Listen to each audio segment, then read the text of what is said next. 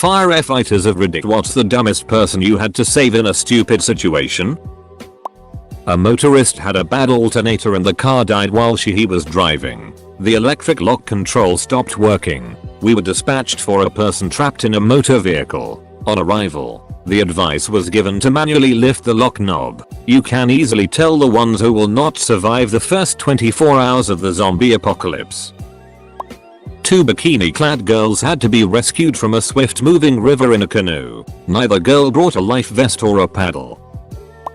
I was a volunteer firefighter many years back. One summer, after a long period of no rain, 2 good old boys decide to have a few dozen beers and take their Jeep into a nearby field to go off-roading. Well, 2 feet tall corn stalks that are bone dry wind up getting jammed up into the undercarriage, which, on a 90+ degree day, turns out to be hot enough to ignite a fire. The owner of the field sees the situation unfolding from their house and calls for fire and police. Given the proximity to my location, I go directly to the scene after hearing the page go out and see these 2 assholes trying to drive the Jeep faster and faster to put the fire out. Eventually, the engine gives out, but they won't leave the car. I physically had to reach in, burning my arms in the process, since I didn't respond to the station first to get my turnout gear, and pull them out. Somehow, they decided that remaining in the car would slow down the flames. And because they thought it was a good idea to continue driving a burning vehicle around a dry field,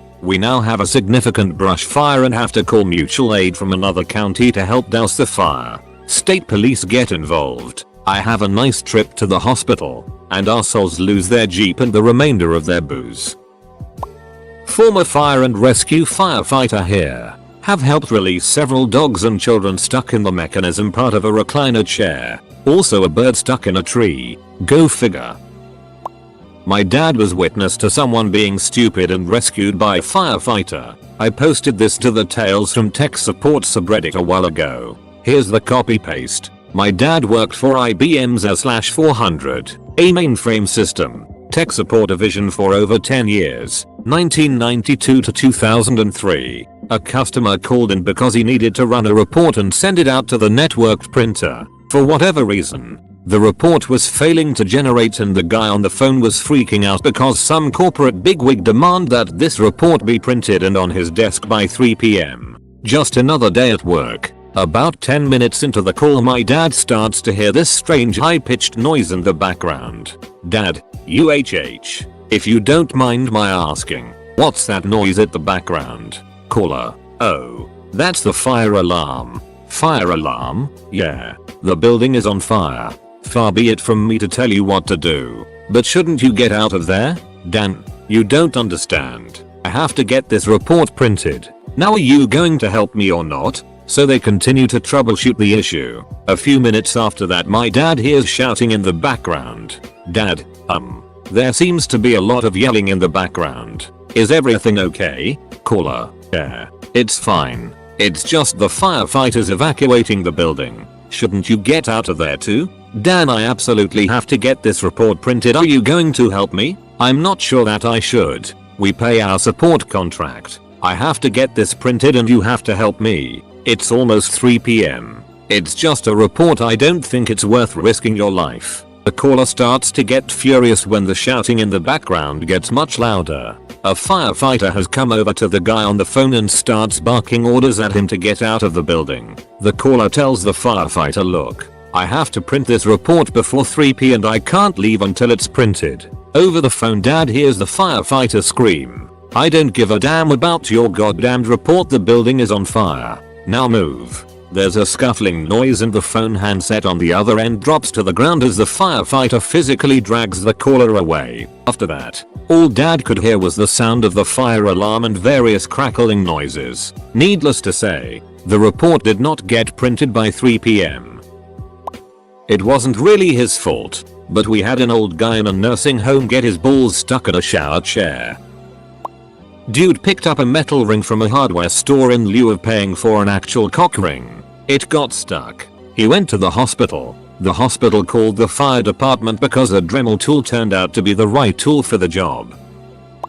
Obligatory, not a fireman, but they were most definitely involved. I used to work in a Nick public grammar school over the summers to pay for college back in the 90s. One of the full-time employees was a nice guy but stupid. And I don't mean he was slow or anything. He just did dumb it because he was careless. One time he loaded up a trailer with like 25 gallons of gas and was driving it back through the main school parking lot. He didn't realize that container cracked open and spilled all 25 gallons in the parking lot. He didn't want to get in trouble, so he thought the best way to get rid of the evidence was to set the gas on fire. He didn't realize that burning gas gives off a lot of black smoke, and a gigantic cloud of black smoke coming from a school generally attracts a lot of attention from first responders. Panicking, he tries to put the flaming lake of gas out by driving over it with his car. The fire department gets there, screaming at him to stop driving his car through flaming gasoline. They finally get the fire out and just screamed at this guy for like 25 minutes. It was the funniest thing I've ever seen. This is my dad's story, not mine, but I've heard it so many times I think I can accurately tell it here. My dad was on the Boston Fire Department for a little over 35 years. For 13 of those years, he worked at a fire station in Dorchester. In Dorchester, there is a zoo, the Franklin Park Zoo. One morning in late September, they get a call to the Franklin Park Zoo for a young girl mauled by a gorilla. This is the sort of call they'd get all the time. Gorilla jumps at the glass. Kid gets scared. Parents panic and call 911. So they hop in the truck and ride on over. It's one of those kind of foggy early fall mornings as they walk into the zoo. A couple of the other firefighters start walking into the zoo as my dad notices a man sitting on a bench holding a little girl in his arms. Assuming this is what the call is for, he walks over to the man. The little girl has a scrape on her forehead and she's crying but is otherwise fine. The man looks like he just saw a ghost. So my dad asks the guy what's going on. The man just says little Joe is out. My dad says what does that mean? The man just repeats little Joe is out. So my dad says who the duck is Little Joe? Little Joe is a 500-pound adolescent male silverback gorilla, loose in the streets of Boston. It's right about now that my dad realizes that he's not exactly qualified to handle a gorilla, but he doesn't know who to call, so he calls everyone. 2 minutes later the fire chief shows up, not knowing what the call was about yet, and jumps out of his car saying, Mark, is this about a duck-eyed gorilla? My dad says yeah. But how do you hear that? The chief says he's standing at the bus stop on Seaver Street. Now the SWAT team shows up, hats on backwards, M16s in hand, and my dad, being the smartest he is, looks at the sergeant and says, hey, I don't think this thing is armed. He caught a bit of flack for that later on. Animal control and the SWAT team worked together to take down Little Joe. It took 14 tranquilizer darts before he finally went unconscious. Little Joe is still alive and well at the Franklin Park Zoo. And here's the picture of him at the bus stop for those of you who don't believe me. Had a drunk guy in Antarctica chase a penguin. Penguin stuck his beak through the offending drunk guy's calf. He got sent home, and a report on international treaty breach wound up on some Congress member's desk. Oh McMurdo, how I miss thee. Not me, but dad was a firefighter in Nick and once responded to a call at a Chinese food restaurant where the owner's walkway was iced over. He apparently didn't speak very good English and maybe misunderstood the job of a fireman. Genuinely don't know. They salted down his front walkway for him and explained that this was 100% not their job. They all had a good laugh and the guy gave them all free egg rolls. PPL always used to ask him questions about crazy calls and he never enjoyed talking about that, so he would always tell that story. Happened in 1999, still makes me laugh to this day 20 years later. Eater, if you plan on commenting something along the lines of 20 years ago, ZOMG, I'm old. Screw you for reminding me. I assure you roughly 40 other people have already beaten you to the punch. I get it. 99 doesn't feel that long ago. Let's all move on, lol. It's interesting that that's what so many people took away from this story. 2 I can recall. One specific. The specific one was a young girl around teenage years who decided those toddler swings with the seat you stick their legs through like a little basket so they can't fall out was made for a teenage girl. She got stuck and lost blood flow to her legs. We had to cut her down and get her to a hospital to have it safely removed due to it basically becoming a tourniquet on both her legs. The other is general, but it's people who didn't wear a seatbelt and the people they killed as a result. You have less control of a vehicle when you're not being held in place, so those wrecks are more common. As the first sign of trouble, your butt moves in the seat and reduces your ability to control the vehicle. You also become a projectile. If you're lucky, you only kill yourself. If you're not, you wind up bouncing around and killing a passenger. Also the leading cause of partial ejections and re-entry to vehicles, since nothing was holding them to the seats. So many times I could have just been there cutting someone out of a seat and them being barely beat up, but instead they had been scalped and died, or hit their kid or spouse or other family member or friend and killed them. One in particular I remember was a large man not wearing a seatbelt in an overturned truck. He woke up while we were working on him, cutting the passenger side up to get down to him as the vehicle was on its side, driver side down. He kept asking us how his son was. At first we didn't get it. Then we realized he was laying on his 15-16-year-old son, and due to the man's size we didn't see him.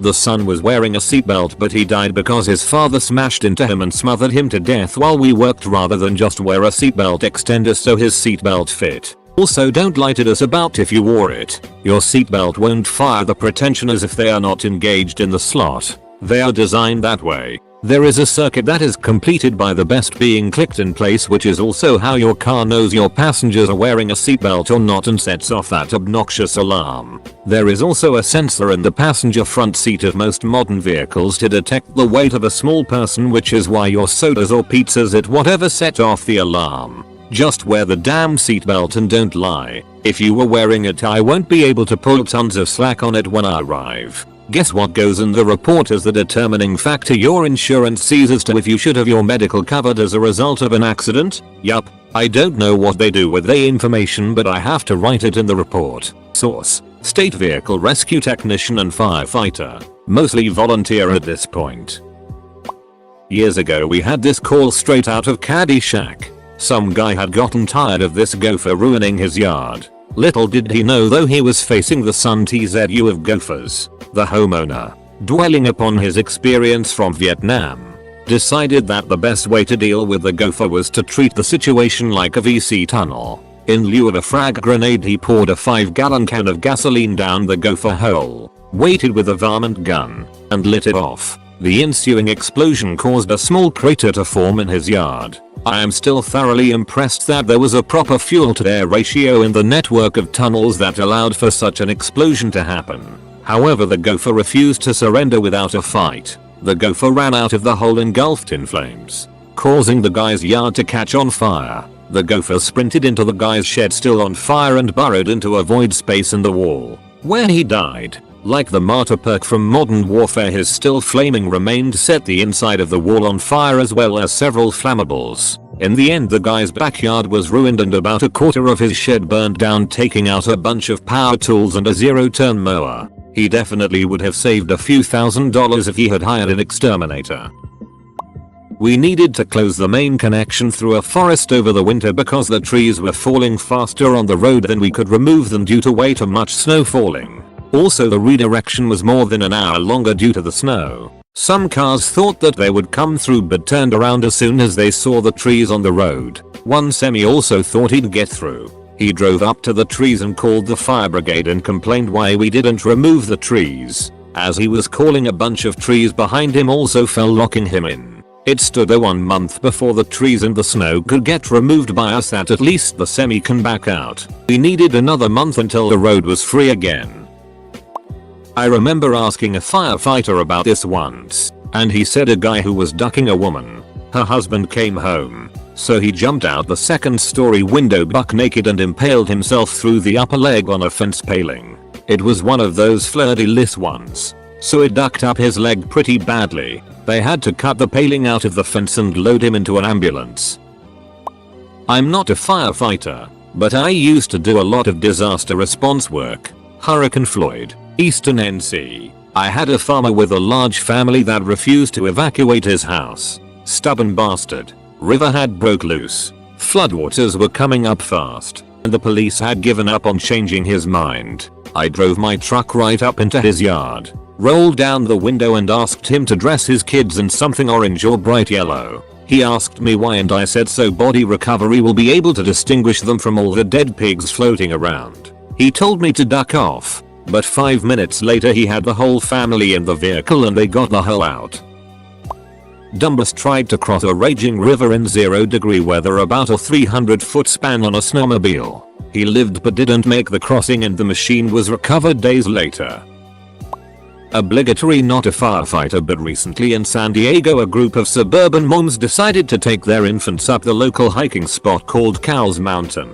It's not a particularly grueling hike as many children and elderly people can do it. However, there is a heat stroke warning posted at the trailhead. Not to mention it can get pretty hot here, and this last week was no exception with temperatures exceeding 90 degrees. Well, these idiots took their infants up in this heat. The trail is pretty exposed and due to its easy accessibility and Instagram worthiness, lots of inexperienced hikers flock to it. Many times with little to no water because they underestimated how hot and difficult it could be. Needless to say, the fire department EMS and chopper were all called as these moms had taken their babies up and were too tired and exhausted to come down. They had to go up and give water, check their conditions, and some even carried the babies down. I know fires are a lot hotter, but I bet they were cursing out these moms in their heads as they had to hike up the mountain in pretty much full gear. The moms came strolling down laughing and flipping off the cameras as they were angry people were going to see their stupidity. This happened all because they wanted to take a group photo with their infants on a mountain on a hot day.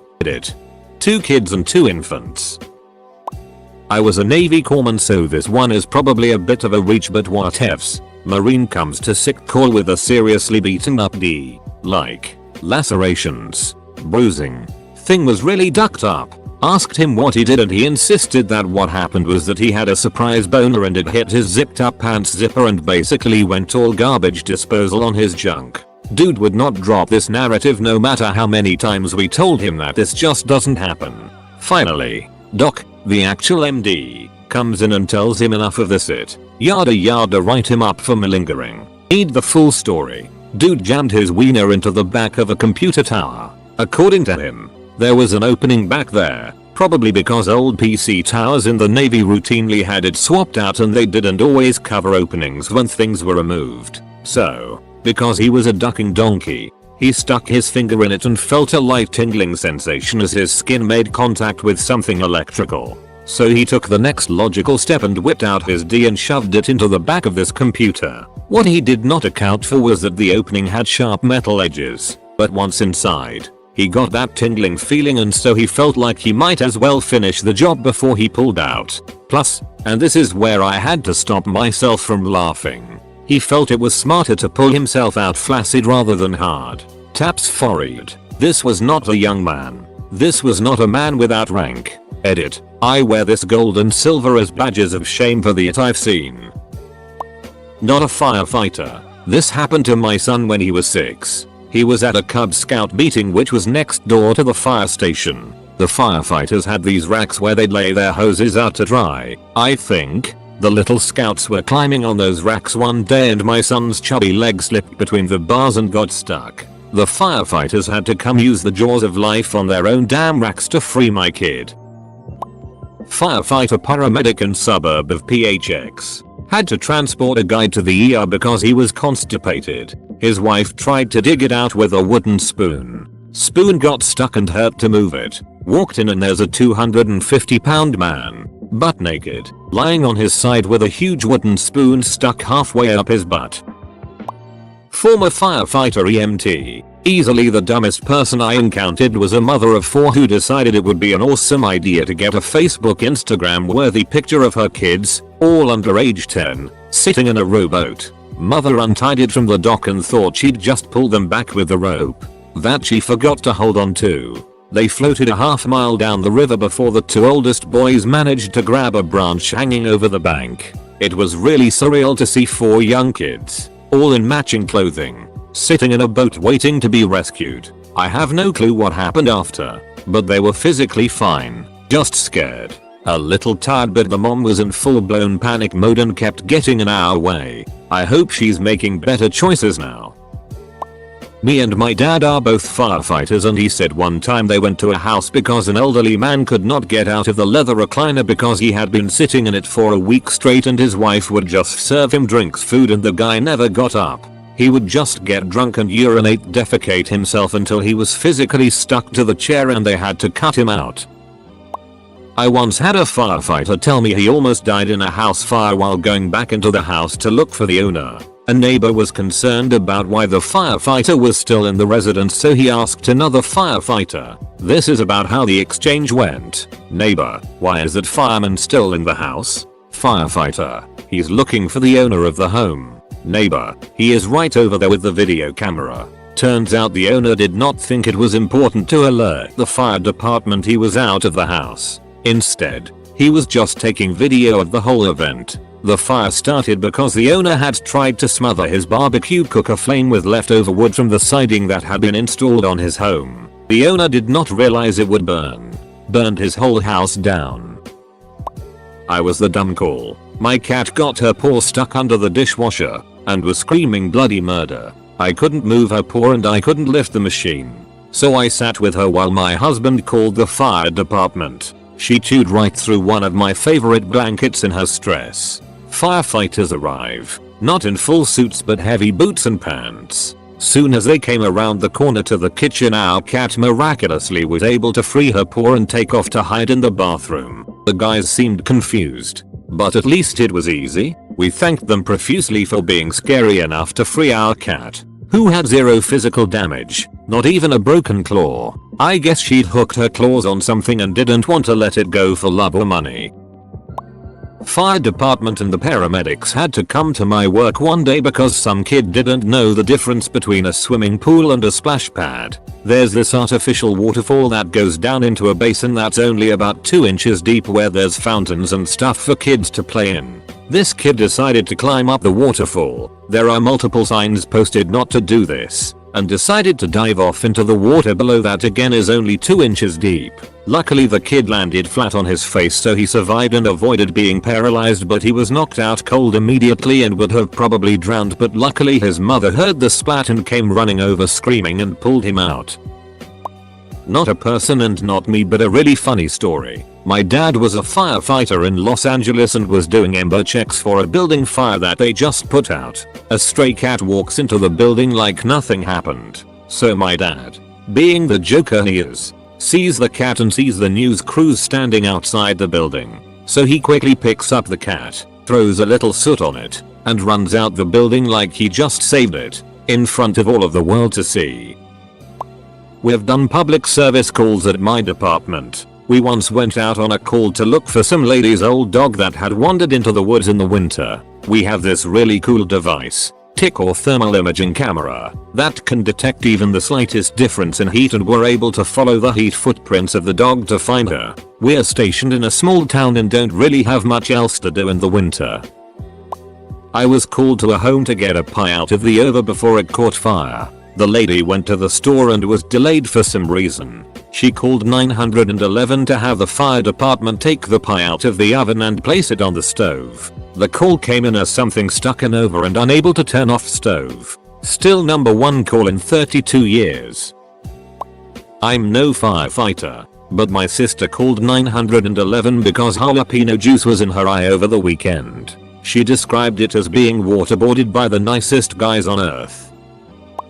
Not a firefighter, but my uncle used to be one. He told me a story about a person he was training to become a firefighter. Said person didn't follow protocol regarding belts that they had to fasten around their bodies. When the person was performing a drill that involved getting suspended in air, a loose part of the belt caught his testicle as he was midair with all his weight crushing it. My uncle got him out of there and he had to go to the hospital. Heard this story from a friend. Emergency call comes in for a miscellaneous electrical hazard. Chief walks in and a woman tells him that the TV in the bedroom is making a weird noise. It's turned off but there's a low buzzing sound coming from the area. Chief unplugs the TV, which he didn't think to do, and the noise doesn't stop. The TV is sitting on top of a chest of drawers, so he opens up the top drawer and finds this woman's vibrator just buzzing away. Super awkward. I'm not a firefighter, but a YouTuber cemented his head into a microwave. They had to call firefighters to break the cement out, Get a call from a guy about cries for help coming from his neighbor's house. The neighbor called 911. We roll up lights and sirens and sure enough, there's a lady calling for help out the upstairs bedroom window. I'm paraphrasing here. There was a bit more back and forth, especially about the condition of her husband. Mom, we're with the fire department. Are you injured? No, it's my husband. He's unconscious. Please hurry. Is he breathing? Yes, I think so. Can you let us in? No, just break down the door. So we break down the front door and rush upstairs to the master bedroom, only be greeted by the woman. Naked, chained spread eagle to the bed with her husband out cold on the floor, wearing nothing but a Batman cape and mask. Evidently, during their kinky playtime, he had climbed up on a dresser and was going to jump onto the bed, but slipped in some lube and knocked himself out cold. She was secured tight to the bed and unable to free herself, and since this was mid-1980s, there was no way to ask Siri or Alexa to call for help. We loaded him up for a trip to the hospital and cut her loose so she could get dressed and join him. A fake. He made a full recovery. Obligatory, not a firefighter, but I was working with them that day. So back in my harbor master days, the town would have a 4th of July fireworks display every year. They would bring in a barge with something like 2,000 big ol' mortars on it. We, along with the Coast Guard, State Environmental Police and a few local cops with boats, would set up a stay back area around the barge for the show. Nothing serious ever happened, so we generally sat around with the best seats in the house. So we are all sitting there celebrating our independence by annihilating as much of the sky as the town budget would allow. About 2/3 RDS of the way, I notice a small fire on the front of the barge, so I give everyone a heads up on the radio. From a distance we see one of the crew run across this barge vomiting projectiles into the sky, with a fire extinguisher in hand. About the same time as he arrives, the fire flares up big time. The guy just throws the fire extinguisher into said fire and starts running back to where apparently they had a protected area.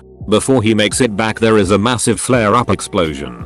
Everybody hits their lights and starts hauling ass to get to the crew. That's when the remaining fireworks started going off. We were the second ones to arrive, and one of the assistant HMs is yelling at the crew to get off the barge. There are dozens of fireworks going off. You can feel an intense heat every single time. Balls of fire just flying every which way. The crew is refusing to leave. One guy is yelling at my co-worker that they can't because all of their belongings were on the front of the barge, where the fireworks were exploding in their tubes. The look on my guy's face was priceless. He just reaches up and starts pulling people down into his boat. I think by the time he grabbed the second guy, they all got the message and started jumping in. We all haul ass out of our sap. Somehow the only injuries were minor from them jumping into the boat. Though I did hear that one of the Coast Guard boats won itself a nice hole in the roof. I never actually saw it. We then make a call to the tugboat that brought the barge to turn its water cannon on the thing. We got a big negatory from them on that one, as they weren't going anywhere near the thing. The next option was the volunteer fire department. The problem was that they didn't have a fireboat, just trucks. So the possibly inebriated firemen need to commandeer the local 3-car ferry and use that to get their truck to the barge. It took them about 30 minutes to get there and foam the thing down. It was a pretty funny sight watching them trundle on by, having a laugh about being on a ferry. We actually had to bring in the freaking bomb squad from the local large city, but they couldn't make it till the next day. When we finally got the report, the fire was caused by, you guessed it, all of the crew's belongings, which were apparently sitting next to the mortars and not with them behind the barrier. The kicker was all of the company's insurance and licenses etc were with their stuff, so they were all gone too. Just all round fun in small town America.